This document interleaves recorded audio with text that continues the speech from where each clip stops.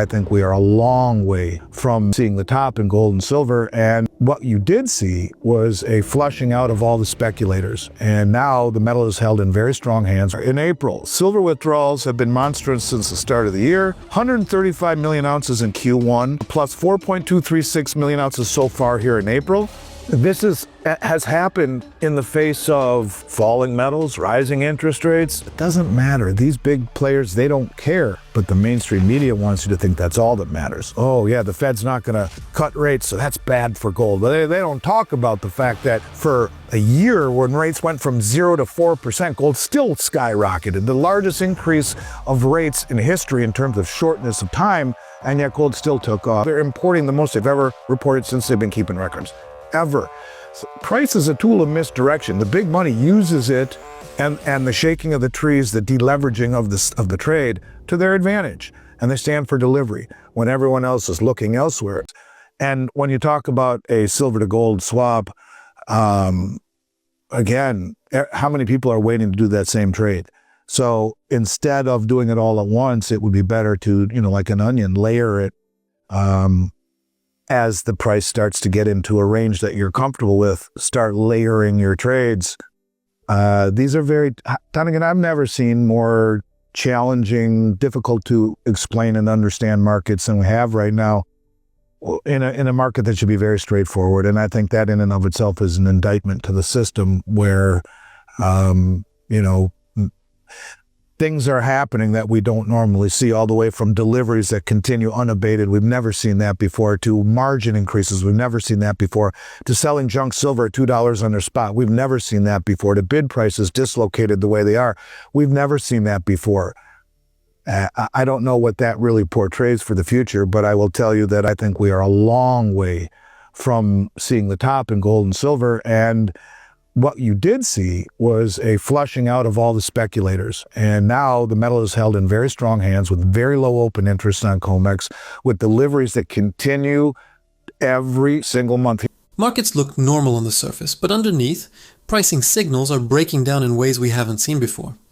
As Andy Schectman points out here, persistent delivery demand, widening bid-ask spreads, and unusual premiums, like junk silver above spot, all point to structural stress beneath the paper market. What's not being said is that low COMEX open interest combined with steady deliveries suggests fewer speculators and more long-term holders tightening supply.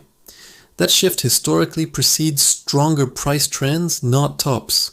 For investors, this isn't noise, it's early-stage repositioning. Next, Andy Schectman discusses how this divergence could redefine price discovery entirely. Here we are again in April. Let me just give you the April numbers here real quick. The April numbers, which we're only 2 weeks through, are, bear with me, shouldn't take me but a second, I hope. Here we are. In April, silver withdrawals have been monstrous since the start of the year. 135 million ounces in Q1, plus 4.236 million ounces so far here in April. These amounts do not include the 8.260 million ounces issued and stopped on the COMEX in the April delivery month so far. And in gold, we've seen 18,647 gold contracts, or 1,864,700. Would that be right? Yes, that would be.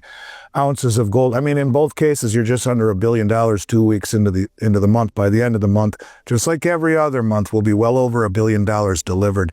And if we look at February, we're at 36 or 37 or 8 million ounces left COMEX, 160% of what was delivered. You're beginning to see it increase. These delivery numbers sound routine, but they quietly point to a tightening system few are paying attention to. As Andy Schectman points out here, 135 million ounces of silver withdrawn in Q1 alone, plus ongoing April activity, signals sustained physical demand despite volatile pricing. What's not being emphasized is that February saw withdrawals at 160% of deliveries, an imbalance that historically precedes supply stress, not stability. For investors, this suggests that paper pricing may be masking real scarcity building underneath. When billion-dollar monthly deliveries become normal, the question isn't demand, it's how long supply keeps up. Next, Andy Schectman unravels why this trend continues despite falling prices. And Has happened in the face of falling metals, rising interest rates. It doesn't matter. These big players, they don't care. But the mainstream media wants you to think that's all that matters. Oh, yeah, the Fed's not going to cut rates, so that's bad for gold. But they don't talk about the fact that for a year when rates went from 0 to 4%, gold still skyrocketed. The largest increase of rates in history in terms of shortness of time, and yet gold still took off. The media is getting it all wrong. And when the media is telling us that, well, war creates higher energy, which creates higher CPI, which creates more inflation, which means the Fed can't cut rates, that's bad for gold. It's just a bunch of crap. It really is. And the big money shows you that by how much they're taking in possession. Look at China. In the month of February, when silver was getting its teeth knocked in, imported more silver than in the history of recorded supply-demand numbers ever in the month as the second largest producer in the world. The narrative says rising rates should crush gold, yet the data keeps refusing to cooperate. As Andy Schectman points out here, gold surged even during the fastest rate hike cycle from 0% to 4%, exposing a major disconnect between media narratives and actual market behavior. What's overlooked is that institutional buyers, especially China, are accumulating aggressively even during price declines. February imports hit record levels despite falling silver prices. That signals strategic positioning, not reactive trading. For investors, this raises a key question. Are you following headlines or following capital flows? Next, Andy Schectman discusses how price itself may be used as a distraction tool. They're importing the most they've ever reported since they've been keeping records. Ever. So price is a tool of misdirection. The big money uses it and the shaking of the trees, the deleveraging of the trade to their advantage. And they stand for delivery when everyone else is looking elsewhere. And that is exactly, I'm sure it gets old hearing that. I get it. But the fact remains the same. It's happening. And you're going to get to that little by little by little, then all at once moment where there just isn't enough inventory to be delivered, where the market starts to behave more. I guess the easiest way to say it in an analogy is focus less on the casino floor and look more at the vault behind the casino. Don't focus on the casino, focus on the vault. And the vault numbers are telling you what's really happening. The casino isn't, and it's blurring with the beeps and the sounds and the bells. And I hope that makes sense. Prices are moving, but they may be telling you less than ever about what's actually happening beneath the surface. As Andy Schectman points out here, large players use price volatility to shake out weak hands while quietly taking physical delivery in the background. What's rarely said is this creates a two-tier market: visible paper pricing versus hidden physical accumulation, which can diverge for long periods before snapping back. Historically, these setups resolve quickly and violently when supply tightens. For investors, watching price alone may mean missing the real signal entirely. Next, Andy Schectman shows why the all-at-once moment catches most off guard. I just think that the deliveries are all you need to know. As I've said every time I'm on your show for the last few months, it's all that matters, because these people, not just the central banks, whoever the hell's doing it here in the United States, who's doing it in Shanghai, who's taking deliveries in London, all of these entities that are doing that are highly sophisticated, incredibly wealthy, and have the ability to not only stand for delivery, but to run logistics. Like in February, who took 2 million ounces of silver out of the COMEX? Where did it go? 2 million pounds of silver, 39 million ounces. Who took 2 million pounds of silver and ran logistics for that, and where did it go?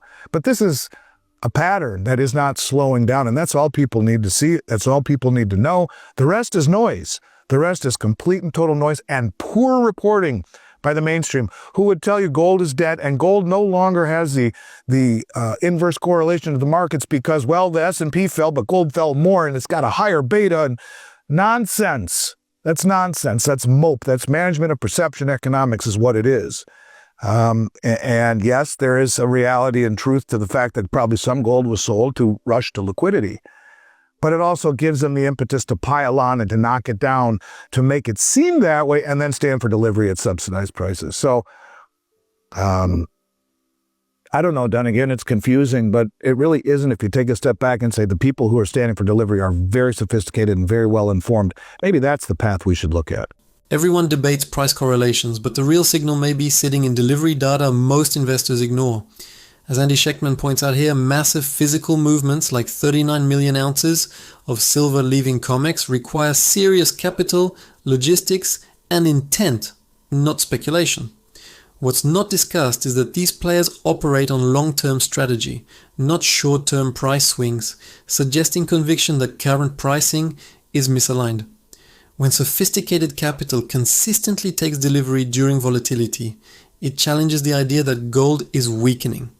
For everyday investors, this shifts focus from charts to behavior.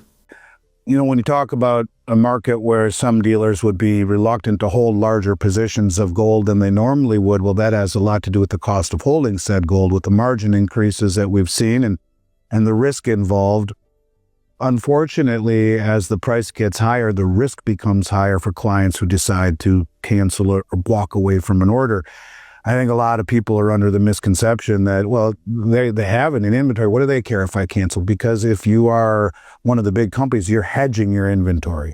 And that's the point. If you hedge your inventory, the higher the margin costs go, the higher the cost for hedging, well, you may not be willing to hold as much. And if you have a hedge position, you unwind the hedge when the purchase is made and put on a new hedge until that purchase is paid for. If they say, forget it, and the price goes against you, it opens up the dealer to tremendous losses. And it's a problem. There are people out there, unfortunately, for every 2 or 3 good people, there might be one person who doesn't honor their word. And that can put a company out of business very quickly. Most investors think rising gold prices means safety, but the real risk is quietly shifting onto the dealers themselves. As Andy Schectman points out here, higher margin requirements are forcing dealers to reduce inventory because hedging costs are rising in lockstep with price. What's not being said is this creates a fragile system where cancelled orders can trigger outsized losses, especially in volatile conditions like we saw during 2020 liquidity shocks. If counterparties fail is not just a transaction issue, it becomes a solvency risk. That's a structural weakness most retail investors never see. Next, Andy Schectman discusses how this risk escalates when contracts are broken mid-trade. It's very important to understand that the risk involved with running a company has never been higher, ever, in terms of costs. And in terms of clients who don't pay upfront and then back away. We never ask people to do that unless the order is massively large, and we've never done business with them before. But I can understand the company's motivation for saying that. It probably tells you that they've had some canceled orders that have stung very, very badly when people don't honor their word. It's important to understand that when you are locking in an order with any company, that is a contract. That is a deal where they are, in most cases, if they're a larger, sophisticated company, hedging that trade against your word, not making you deposit it first and then expecting you to pay. When you don't pay and the market moves against that company, because they are taking a short position against it, their losses are unlimited the higher the price goes against that position. Or the lower if it falls against that position, rather. It puts them at a very, very, very bad place. And I think that's probably part of the issue. This isn't just about gold. It's about counterparty risk quietly creeping back into the system. As Andy Schectman points out here, dealers are effectively extending unsecured credit when they lock in prices without upfront payment, exposing themselves to unlimited downside. What's rarely acknowledged is how similar this structure is to pre-2008 derivatives exposure, where trust replaced collateral until it didn't. In a fast-moving market, one failed payment can cascade into forced hedging losses. For investors, this raises questions about liquidity reliability during stress events. Next, Andy Schectman talks about how fragile supply becomes when demand spikes unexpectedly. But even taking a step back from the nuances like that, I will tell you that, look, we've talked about it ad nauseum. There's not enough metal out there to handle even a 10% increase in demand, 20% increase in demand. That just like that, everything's disappearing. And that's the reality of it, is that this is a market that for the gold bugs and the hard asset people, which are the pimple on the elephant's rear, sure, there's enough challenges. Quite often, we've seen it. Getting product becomes very challenging. You open this up to a larger awakening by the public, getting product will be the most difficult thing, period. End of story, 100%. We're not quite there yet because this last round of margin increases shook out tremendously a lot of the speculators, a lot of the people who, once again, come into the market for the wrong reason. They're coming into profit. I think when things start to change, when it becomes more concern, fear, I need to protect myself, I don't care about making money, I just don't want to lose it, that's when you'll begin to see those types of realities. The real story isn't price. It's how little demand it takes to break the physical market. As Andy Schectman points out here, even a 10 to 20% surge in demand could wipe out available supply almost instantly, which signals a dangerously tight market structure. What's often ignored is that current demand is still largely speculative, not fear-driven, meaning the true stress test hasn't even begun.